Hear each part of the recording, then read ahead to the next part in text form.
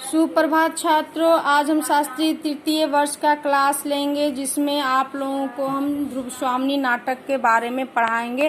पहले उसके सारांश के बारे में बता देंगे, फिर आप लोगों को छात्रों ध्रुव स्वामिनी नाटक बताएंगे। यह एक समस्या प्रधान नाटक है छात्रों। इससे पहले हम आप लोगों को मई में प्रसाद जी के जीवन परिचय, उनकी रचनाओं के बारे में आप लोगों को पढ़ाए थे, ठीक है। और उनके काव्य रचनाओं के बारे में बताए थे कि उनके निम्नलिखित काव्य रचनाएं जैसे उर्वशी, वन मिलन, प्रेम राज्य, अयोध्या का उद्धार, शोकोच्छ्वास, बभ्रुवाहन, कानन कुसुम करुणालय, महाराज का महत्व, झरना, आंसू, लहर, कामायनी, है ना। अंतिम रचना कामायनी थी। इसके बारे में आप लोगों को बताए थे। उनके जन्म तिथि के बारे में बताए थे, उनकी शिक्षा के बारे में छात्रों बताए थे। एक बार आप लोगों को हम याद दिला देते हैं, यूट्यूब पर खोलकर आप लोग देख लीजिएगा, ठीक है। उनके नाटक थे स्कंद गुप्त, चंद्रगुप्त, ध्रुव स्वामिनी, जन्मेजय, क्या नागी यज्ञ, राजश्री, अजात शत्रु, विशाख, एक गुट, कामना, करुणालय, कल्याणी, परिणय, है ना, अग्निमित्र, प्रायश्चित, सजन। ये सारे इनके क्या थे छात्रों, नाटक थे जयशंकर प्रसाद के। और इनके कहानी संग्रह है छाया, प्रतिध्वनि, आकाशदीप, आंधी, इंद्रजाल। और इनके 3 उपन्यास है, कंकाल, तितली, इरावती। फिर इनका देखिए महाकाव्य हो गया कामायनी, आपको खंड काव्य हो गया प्रेम राज्य, प्रेम पथिक, महाराणा का महत्व, आंसू, काव्य रूपक करुणालय हो गया, ये नाटक है। इसी तरह गीति काव्य होगा शोकोच्छ्वास, और कानन कुसुम, चित्राधार, झरना, चंपू काव्य, उर्वशी और बभ्रुवाहन। चंपू काव्य होता है गद्य और पद्य मिलाकर जो लिखा जाता है, उसको हम लोग छात्र चंपू काव्य कहते हैं। तो हम आप लोगों को ये मोटा मोटी बता देते हैं कि आप लोगों को चूंकि पढ़ा चुके हैं, इसलिए आप लोग प्लीज रिवीजन कर लीजिएगा छात्रों। आज हम आप लोगों को ध्रुव स्वामिनी नाटक के सारांश के बारे में बताएंगे कि आखिर उस नाटक में है क्या। उसके बाद आप लोगों को हम नाटक के बारे में छात्रों बताएंगे। तो ध्रुव स्वामिनी नाटक एक समस्या प्रधान नाटक है और इसकी मुख्य जो नायिका ध्रुव स्वामिनी है वो एक सुंदर स्त्री है, उसी पर आधारित ये नाटक है। उसके जीवन से संबंधित जो घटनाएं घटी है उस नाटक में उसे दिखलाया गया है छात्रों। तो हम देखेंगे कि इसमें क्या जयशंकर प्रसाद ने क्या आखिर बताने की कोशिश की है कि स्त्री को किस प्रकार से हमेशा मतलब प्रताड़ना सहनी पड़ती है, ठीक है। तो हम देखेंगे छात्रों कि ध्रुव स्वामिनी नाटक प्रसाद जी की एक महानतम एवं महत्वपूर्ण अनुपम नाट्य कृति है ना। सन 1933 ईस्वी में इसका प्रकाशन हुआ छात्रों। इसका प्रकाशन सन 1933 ईस्वी में हुआ और इसकी कथा वस्तु अति यथार्थ एवं पूर्ण एवं भाग्यशाली है।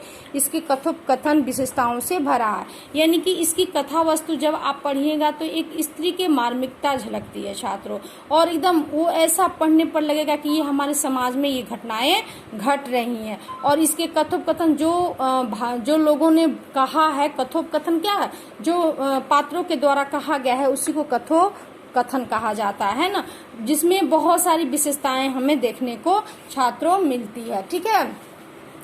तो इसकी कहानी शुरू होती है कि महाराज जो समुद्रगुप्त होते हैं, आप लोग तो जानते ही हैं चंद्रगुप्त के बारे में। तो उनके पिता जो समुद्रगुप्त थे, तो महाराज समुद्रगुप्त के 2 पुत्र थे छात्रों, एक रामगुप्त और दूसरा चंद्रगुप्त, है ना।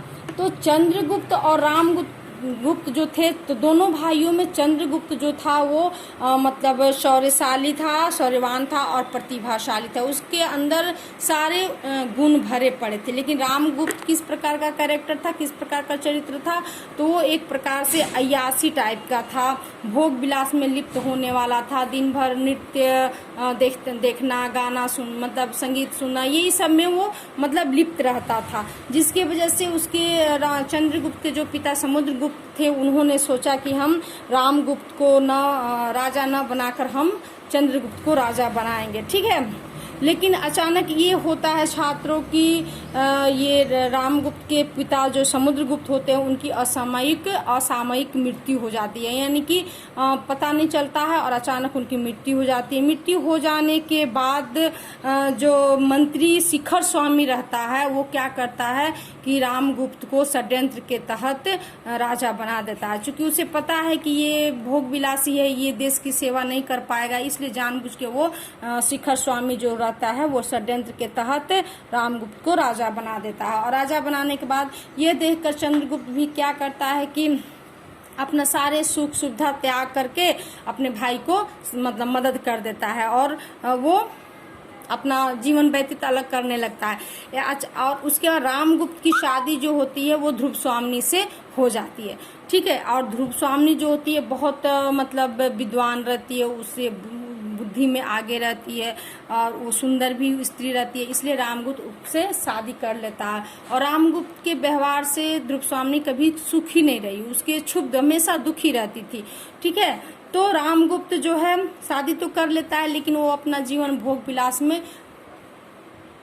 विलास में व्यतीत करते रहता है छात्रों।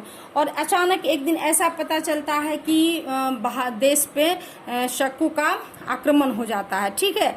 और आक्रमण हो चुका था, रामगुप्त भोग विलास में लिप्त रहता है।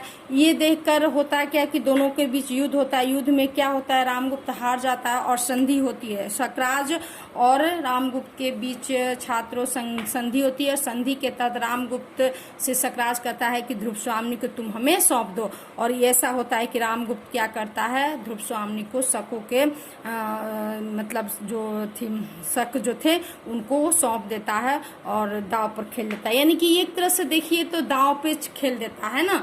और इस तरह से जिसके कारण रामगुप्त का जीवन वैसे भी नरक बन जाता है छात्र। इसके आगे के कहानी के सारांश के बारे में अगले क्लास में बताएंगे छात्रों। धन्यवाद।